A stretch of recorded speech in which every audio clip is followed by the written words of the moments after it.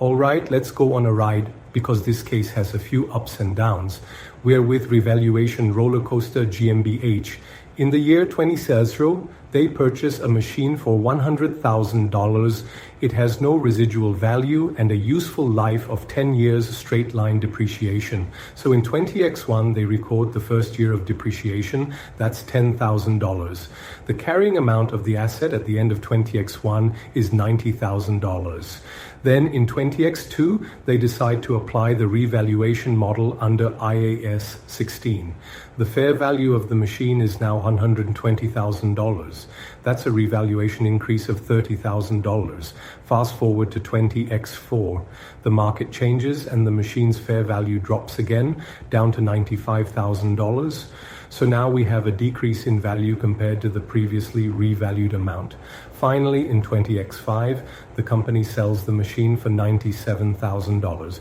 So what do we need to figure out? 1. Where does the upward revaluation go in 20x2, profit or OCI? 2. How do we treat the downward revaluation in 20x4? 3. What's the gain or loss on disposal in 20x5? 4. And what happens to the revaluation surplus? Take a moment to think this through, then I'll walk you through it step by step. We start in 20-0. The machine is purchased for $100,000 with a 10-year useful life and straight line depreciation. So in 20s1, the company books its first depreciation charge, $10,000.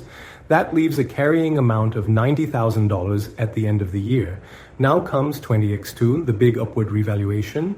The fair value of the machine is assessed at $120,000.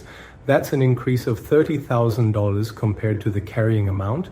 According to IAS 16, this increase is not taken to profit or loss.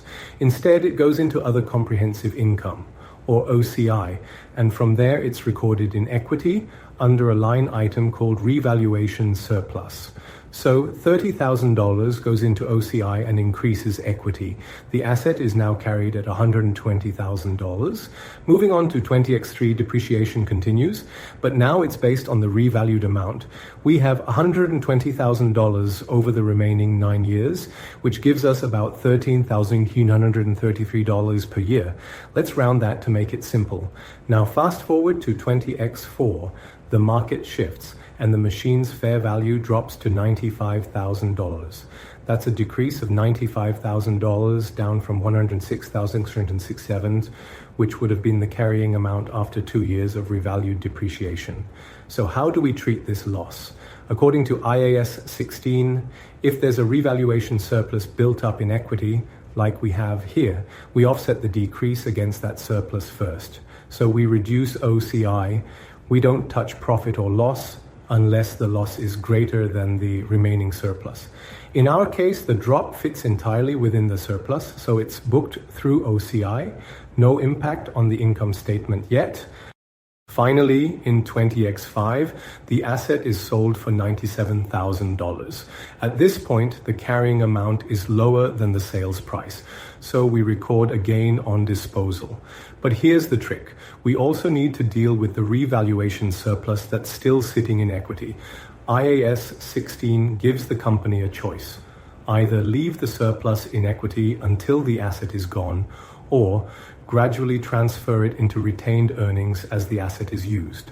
Now that the asset is sold, that revaluation surplus should be cleared out, usually by moving it into retained earnings directly within equity. This is not a gain and does not go through profit or loss. So to sum it up, in 20x2, the upward revaluation goes into OCI, not profit.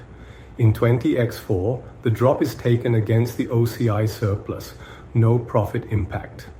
In 20x5, there's a gain on disposal, and the revaluation reserve is reclassified to retained earnings. That's the beauty and the complexity of the revaluation model.